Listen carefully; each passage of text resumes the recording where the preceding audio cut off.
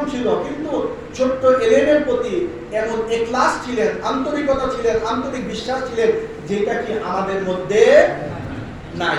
তাহলে আমাদেরকে সেই সাইয়্যিদুল মুরসালিন বই পড়তে হবে, রাসূলুল্লাহ সাল্লাল্লাহু আলাইহি ওয়াসাল্লামের জীবনী জানতে হবে, উনাকে আল্লাহ তাআলা কিভাবে সৃষ্টি করলেন। নাকি একটা জিনিস মনে রাখা দরকার, এই দুনিয়াতে যাই কিছু দেখতেছেন, যদি রাসূলকে যদি সৃষ্টি না করতেন, আল্লাহ তাআলা যদি উনার নূরকে সৃষ্টি না করতেন, আসমান জমি কোনো কিছু হইতো না। তাহলে আজকে আপনি পৃথিবীতে যেই যা কথা বলতেছে তাদের মূলে কি আছে? রাসূলুল্লাহ সাল্লাল্লাহু আলাইহি ওয়াসাল্লাম। উনিকে আল্লাহ তাআলা সৃষ্টি না করলে আসমান জমিন বেহেশত দোজখ কোনো কিছু কি আল্লাহ তাআলা সৃষ্টি করতেন না। তাহলে আমাদের কি করতে হবে? রাসূলের সম্বন্ধে যত বেশি জানবেন, যত বেশি বুঝবেন, তাহলে দেখবেন যে রাসূল সাল্লাল্লাহু আলাইহি ওয়াসাল্লামের সম্বন্ধে আপনার আরো বেশি আকীদা বিশ্বাস ভালোবাসা কি তত বেশি বাড়বে। আমার কথা কি বোঝা গেছে? কারণ রাসূল সাল্লাল্লাহু আলাইহি ওয়াসাল্লামের সাথে যদি আপনার ভালোবাসা না থাকে, আসলে অনেক আমল করেও কি কোনো লাভ হবে না। হযরত ওসমান রাদিয়াল্লাহু আনহু, আমরা সকলের নাম শুনছি নাকি? শুনছি নাকি? তাহলে যখন একবার কি করলেন, যখন হুদায়বিয়ার সন্ধি হইতেছে, তখন কি হযরত ওসমান রাদিয়াল্লাহু আনহু কি মক্কা শরীফের ভিতরে গেলেন, আর রাসূল সাল্লাল্লাহু আলাইহি ওয়াসাল্লাম কি সকলে মক্কার বাইরের মধ্যে ছিলেন। আমার কথা কি বোঝা গেছে? উনি মক্কার ভিতরে গেলেন, রাসূল সাল্লাল্লাহু আলাইহি ওয়াসাল্লাম বলেন, যা মক্কার ভিতরে গিয়ে তাদেরকে বলো যে আমরা এখন উমরা করতে আসতেছি, তাদের থেকে একটু আলোচনা করার জন্য পাঠাইলেন। যখন ওসমান রাদিয়াল্লাহু আনহু এখানে গেলেন, মক্কাবাসী বললেন যে তুমি যতবার চাও ততবার তুমি উমরা করতে পারবা, কিন্তু রাসূল সাল্লাল্লাহু আলাইহি ওয়াসাল্লামকে কি আমরা এইবার উমরা করতে দিব না। আমার কথা কি বোঝা গেছে? হযরত ওসমান রাদিয়াল্লাহু তাআলা আনহু বলেন কি, আমার উমরা করার দরকার নাই, আমার কাবা শরীফ তাওয়াফ করার দরকার নাই, যদি রাসূলুল্লাহ সাল্লাল্লাহু আলাইহি ওয়াসাল্লাম যদি উমরা না করে, আমার কি উমরা করার দরকার নাই। সকলে বলে সুবহানাল্লাহ, সকলে বলে সুবহানাল্লাহ। আমরা সকলে মনে করি যে কাবা শরীফে তাওয়াফ করা অনেক সওয়াবের কাজ, হ্যাঁ আছে, কিন্তু রাসূল ইসলামের মহব্বতের কাছে কাবা শরীফ কোনো কিছুই না। রাসূল ইসলামের মহব্বতের কাছে কি কাবা শরীফ কোনো কিছুই না। যে কারণে আমরা সবসময় কি বলে, আমাদের যে আগে আল্লাহর ওলিরা আমাদেরকে কি শিক্ষা দিয়েছে, যদি তুমি হজ করতে যাও, উমরা করতে যাও, মদিনা শরীফে যাওয়ার দরকার আছে কি নাই? আছে কি নাই? এই মক্কা শরীফ, মদিনা শরীফ, মক্কা শরীফ কার মাধ্যমে পাইছো? রাসূলুল্লাহ সাল্লাল্লাহু আলাইহি ওয়াসাল্লামের মাধ্যমে পাইছো নাকি? কাবা শরীফ কার মাধ্যমে পাইছো? রাসূলুল্লাহ সাল্লাল্লাহু আলাইহি ওয়াসাল্লামের মাধ্যমে পাইছি নাকি? আমি যদি এই গ্রামে আসি, আমার মা যদি পাশের বাসায় থাকে, আমি যদি তার সাথে দেখা না করে চলে যাই, এতে কি হইব? এতে কি হবে? আমি আমার মায়ের মাধ্যমে এই দুনিয়াতে আসছি, আর আমরা এই পৃথিবীতে আসমান জমিন যাই কিছু আছে, আমরা যাই সবকিছু কার মাধ্যমে পাইছি? রাসূল ইসলামের মাধ্যমে পাইছি। আমাদের ঈমান আমরা কার মাধ্যমে পাইছি? রাসূলুল্লাহ ইসলামের মাধ্যমে পাইছি। যেভাবে সাহাবাদের রাসূল ইসলামের প্রতি যেরকম মহব্বত ছিলেন, যে মহব্বতের কারণে হযরত ওসমান রাদিয়াল্লাহু তাআলা আনহু কি করলেন? কাবা শরীফ তাওয়াফ করলেন না, উমরা করলেন না, উনি কি আবার মক্কার বাইরে ফিরে আসলেন।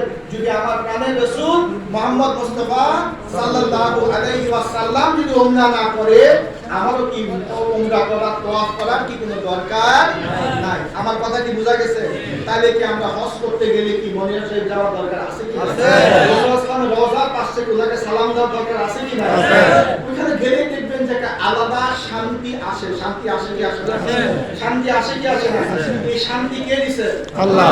শান্তি কে দিছে? আল্লাহ। কারণ আল্লাহ তাআলার প্রিয় বান্দারা যেখানে থাকে, সেখানে কি আল্লাহ তাআলা একটা কি শান্তি স্থাপন করে দেয়, দেয় কি দেয় না? দেয় কি দেয় না?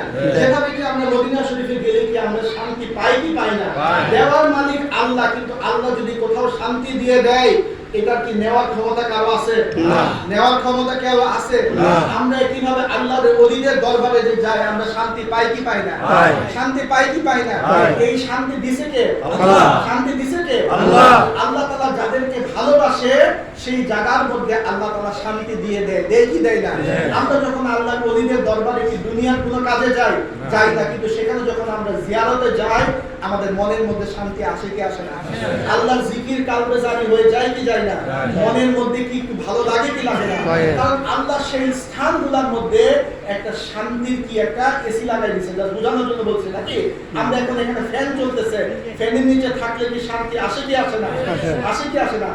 আল্লাহ তাআলা কিভাবে কি করেছেন? আল্লাহর ওলির দরবারগুলোতে এরকম কি একটা শান্তির জায়গা কি স্থাপন করে দিয়েছে, যেখানে গেলে কি আমরা শান্তি পাই। কারণ শান্তি দেওয়ার মালিক কে?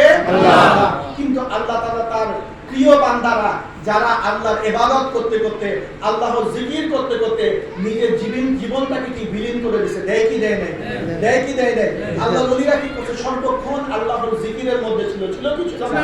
যে কারণে আল্লাহ, যে মানুষটা আল্লাহর জিকিরের মধ্যে থাকে, সেই জায়গায় জিকির করলে কি আল্লাহর রহমত আসে কি আসে না? জিকির করলে কি আল্লাহর রহমত আসে কি আসে না?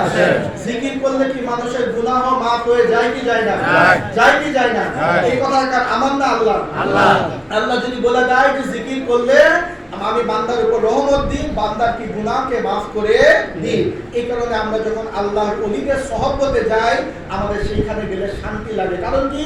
সেই জায়গার মধ্যে আল্লাহ তাআলার অজস্র রহমত আসতে থাকে, সেখানে বান্দাদের কি হয়? গুনাহ মাফ হয়ে যায়। তাহলে নেককার আল্লাহর ওলিদের সহবতে যাবেন যারা সর্বক্ষণ আল্লাহর জিকিরের মধ্যে থাকে, সেখানে গেলে দেখবেন কি আপনাদের মনটা পরিবর্তন হয়ে যাবে, মনের মধ্যে শান্তি আসবে, মনের মধ্যে রহমত আসবে। কারণ আল্লাহ তাআলা কি বলছে?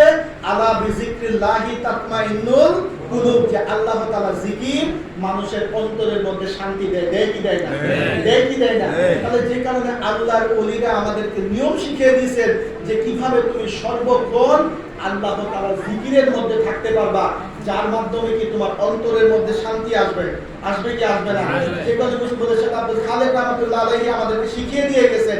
কি শিখিয়ে দিয়ে গেছেন? যখন তুমি শ্বাসটা ফেলবা, মনে মনে খেয়াল করবা লা ইলাহা, আর যখন তুমি শ্বাসটা ভিতরের দিকে নিবা, মনে মনে খেয়াল করবা ইল্লাল্লাহ। লা ইলাহা ইল্লাল্লাহ, লা ইলাহা ইল্লাল্লাহ। শ্বাস প্রশ্বাস নিতে হয় কি হয় না? বাঁচার জন্য শ্বাস প্রশ্বাস দরকার আছে কি নাই? বাঁচার জন্য শ্বাস প্রশ্বাস দরকার আছে কি নাই? যদি শ্বাস প্রশ্বাস নেওয়া বন্ধ করে দেন, বাঁচবেন? বাঁচবেন? বাঁচবেন না। যে কারণে রাসূল সাল্লাল্লাহু আলাইহি ওয়াসাল্লাম বলেন, যে ব্যক্তি আল্লাহর জিকির করে আর যে ব্যক্তি আল্লাহর জিকির করে না, দুইজনের মধ্যে পার্থক্য হলো কি? একজন জীবিত, একজন মৃত। একজন জীবিত, একজন কি? মৃত। দুনিয়ার শ্বাস প্রশ্বাস নিলে যেভাবে আমাদের দেহ জীবিত থাকে, আবার না নিলে দেহ মরে যায়, একই ভাবে এই যে আমরা যদি আল্লাহর জিকিরের মাধ্যমে জিকির যদি করি, যে জিকির করবে আর যে জিকির করবে না, তার দুজনের পার্থক্য হলো কি? জাহিরি ভাবে সে হয়তোবা জীবিত থাকবে, কিন্তু আত্মিক ভাবে এই লোকটা মৃত্যুবরণ করবে। তাহলে কি যে ব্যক্তি আল্লাহর জিকির থেকে দূরে থাকবে, সে কি আত্মিক ভাবে বা রূহানি ভাবে আস্তে আস্তে কি হবে? সে কি মৃত ব্যক্তির ন্যায় হয়ে যাবে। আমার কথা কি বোঝা গেছে? তাহলে কি সর্বক্ষণ জিকির করার দরকার আছে কি নাই? তাহলে আমাদেরকে কার দিয়া তরিকাতে আমাদেরকে নিয়ম শিখাই দিলেন। কি শিখাই দিলেন নিয়মটা? যে তুমি যখন শ্বাস ফেলবা, মনে মনে খেয়াল করবা লা ইলাহা, আর যখন তুমি শ্বাসটা ভিতরের দিকে নিবা, মনে মনে খেয়াল করবা ইল্লাল্লাহ। আবার চিশতিয়া তরিকার মধ্যে নিয়ম শিখাই দিলেন, যখন তুমি শ্বাসটা নিবা, মনে মনে খেয়াল করবা আল্লাহ, শ্বাসটা যখন ভিতর থেকে ছাড়বা, মনে মনে খেয়াল করবা হু, আল্লাহ হু, আল্লাহ হু, আল্লাহ হু। মানুষ যখন মৃত্যুবরণ করে, তার দমটা একবার ভিতরে যায়, আর কি বাইর হয় না? আর কি বাইর হয়? তাহলে যে ব্যক্তিটা এই মৃত্যুর সময় যদি আল্লাহ জিকির করতে করতে মরে, তার মৃত্যুটা কি ভালো হবে নাকি মন্দ হবে? ভালো হবে নাকি মন্দ হবে? যে ব্যক্তিটা ধরে যে শ্বাস নেওয়ার সময় আল্লাহ বললো, আর কি তার মৃত্যু হয়ে গেল, সে ইনশাআল্লাহ কি জান্নাত দেখতে দেখতে কি তার রূহটা বাইরে হয়ে যাবে কি যাবে না? তাহলে যে কারণে আমাদেরকে সর্বক্ষণ এই আল্লাহর জিকির, অথবা কি লা ইলাহা ইল্লাল্লাহ জিকির, অথবা নকশবন্দি মুজাদ্দিদের তরিকার নিয়ম অনুযায়ী কি সর্বক্ষণ কালবের দিকে খেয়াল করে কি আমাদের আল্লাহ আল্লাহ জিকির করতে হবে। এই তিনটার যে কোনো একটা নিয়মে যদি আপনি জিকির করতে থাকেন, তাহলে কি সর্বক্ষণ জিকির করা যাবে কি যাবে না? যাবে কি যাবে না? তাহলে আমাদের কি সর্বক্ষণ জিকির করার দরকার আছে কি নাই? যেহেতু আল্লাহ তাআলা আমাদেরকে এই দুনিয়াতে সৃষ্টি করেছেন যে সর্বক্ষণ আল্লাহ তাআলার ইবাদতের মধ্যে থাকার জন্য, সর্বক্ষণ জিকিরের মধ্যে থাকার জন্য, তাহলে কি এই নিয়মে জিকির করার দরকার আছে কি নাই? যারা কাবরিয়া তরিকার মধ্যে আছেন, তারা জিকির করবেন কি?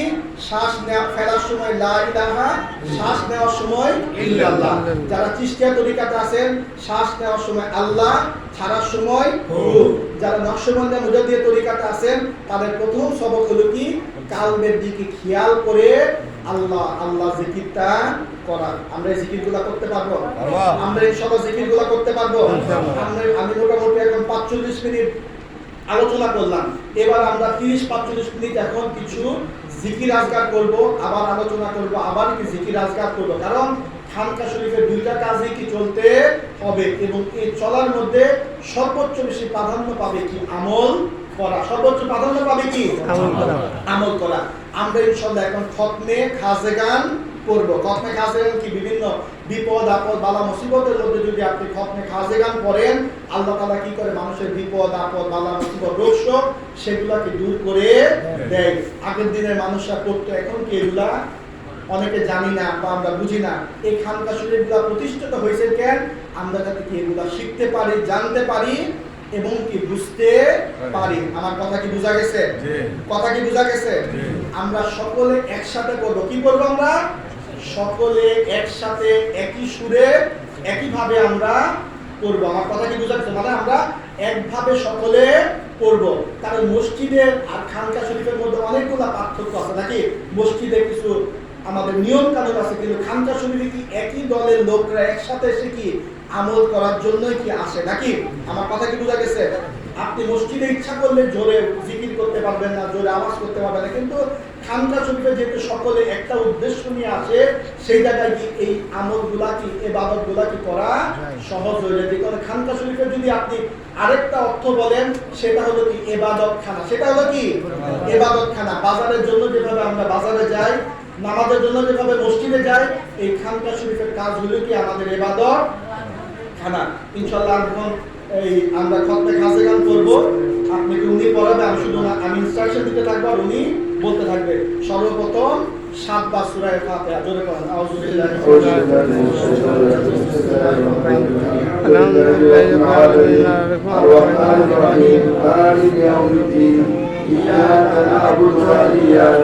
রাজিম।